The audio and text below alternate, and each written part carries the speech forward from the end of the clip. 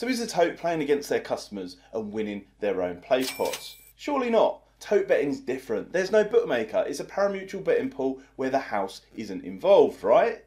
Well, yeah, it was for the last 92 years, but I'll reveal what's been going on in just a moment. Before I explain the implications of this fundamental change and what my little investigation has found out, I need to bring everyone up to speed, because if I don't, the everyday punter won't understand the severity of what's been going on here. Winston Churchill set up the Tote in 1928 as a parimutuel betting pool, meaning that there is no bookie. It acts like a massive sweepstakes service. Bets are collected on an event, combined into one big pool, and then redistributed to winning tickets as dividends after the Tote has taken out their cut, just like it says on their website. So the allure of Tote betting is you could have a massive individual win if there aren't many other winning tickets. Plus there's no ridiculous margin applied like a traditional bookmaker. Now there's a chance to have an even bigger win by playing the Placepot, which is what the Tote is best known for. Players select horses to be placed in the first 6 races of the day, meaning there are more potential combinations,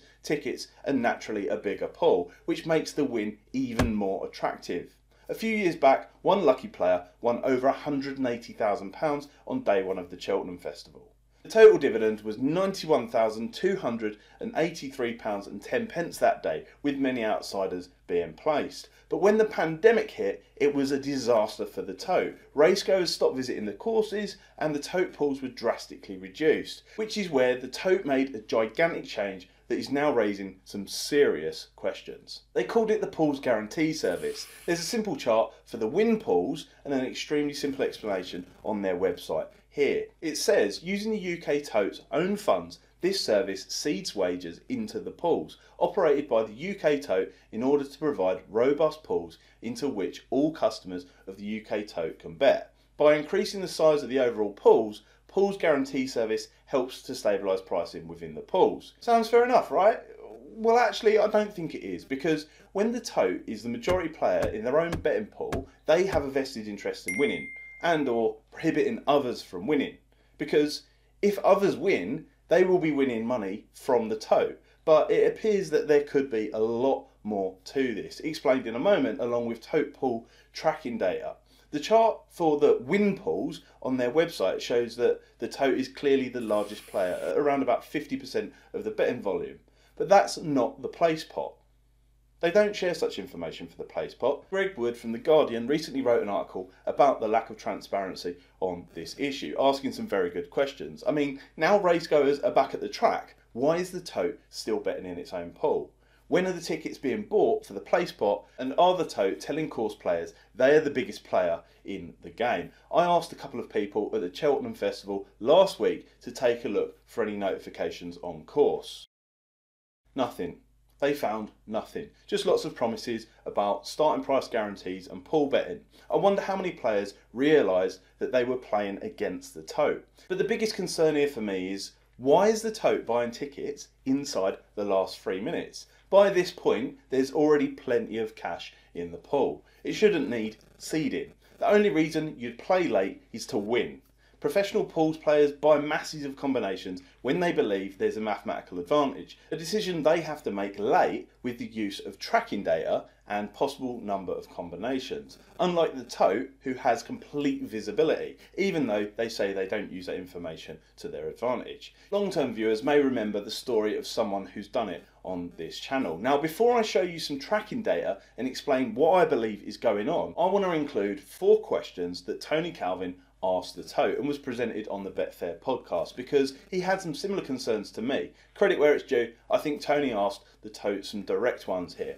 It's episode 95 if you want to check it out and listen for yourself in full. First, he asked, at what stage do you place the majority of your bets into the Placepot? The suggestion's been made that it's very late, seemingly backed up by tracking data that I have seen. You seem to be nearly doubling the pools after everyone has bet in order to maximise profits, rather than shore up pools. And their answer was, the About page on the Tote website has information about the Pool Guarantee Service, including a graph. But when you take a look at the About Us page on their website, it doesn't show any betting volumes in the Placepot, like Tony asked. Just the bar chart to illustrate the Pools Guarantee Service in the win pools.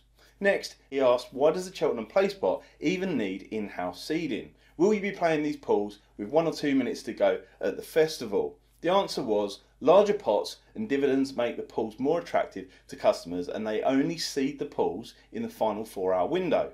Now, this is understandable from a corporate marketing perspective, but I believe that this is an unfair illusion that totally undermines the integrity of pools betting. You see, the pool certainly appears larger with more tickets in circulation, but this is counteracted by the tote's chance of winning the pool. After all, they aren't placing wagers at a negative expected value.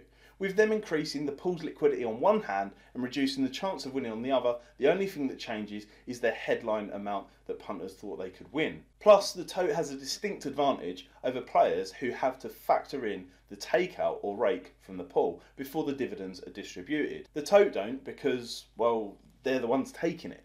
The third question was, do you pay levy on gross profits tax on your winnings? Their answer, the tote pays levy and tax as required like any other betting operator. So they obviously didn't want to answer that one directly. A very corporate answer that could have serious implications depending on the details. And really, is it fair to be playing your own betting pool with a distinct advantage in order to fund company marketing? Again, it undermines the whole concept of pool betting in my mind, especially when they aren't clearly notifying players at the course. After all, that's what bookies do, mislead customers to fund huge marketing campaigns. If you want to hear Tony's views on it, I'd advise listening to the podcast from around about 20 minutes in. But the last interesting question was, are the government bodies you deal with globally and their customers fully aware of your activity and its timing into the markets? Is it legal in these jurisdictions? And the tote's answer was yes. The Gambling Commission have approved us and we operate under their guidance. A similar line you might remember from Football Index just over a year ago.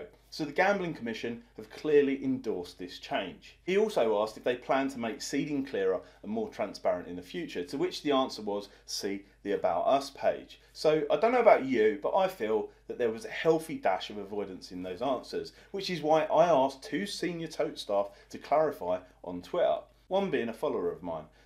There wasn't a clear answer, even with a second prompt. So let's take a look at something that can't ignore me or lie. Tracking data.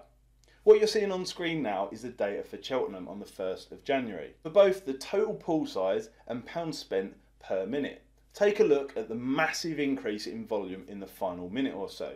The pool jumps from around about £190,000 to around £330,000 with an average per minute spend of over £80,000. Playing hard and late into a pool with the knowledge of the total spend of other players and with knowledge of late exchange and fixed odds price movements is what professionals do. Quite clearly, this late spike is somebody playing the pool to win. But who was it, the tote or another player? I asked several pool betting experts if they thought that the tote was winning millions from their own Placepots, and they said that they believed it has to be because mathematically nobody else could play this way. In his Guardian article, Greg Wood suggested that the tote was winning millions of pounds in its own pools through this in-house play. Tellingly, the tote declined to comment on Greg's numbers. If the tote is taking millions of pounds out of its pools as a player, in addition to its standard takeout, this is money that would have been won by other players if the tote was not a player. So the cost to the tote players of this so-called seeding activity is millions of pounds annually in reduced dividends. Which leaves me wondering, could this be the Gambling Commission's next big failure? Possibly, but I haven't bothered emailing them like I did with Football Index. They clearly don't have the public's interests at heart anyway. Unlike this channel where I share advantage strategies that show you how to beat the numbers and lock in value for yourself. If you appreciate this video, don't forget to tap the like button down below and check out these 2 videos in the end screen because they're well worth the watch. Thank you.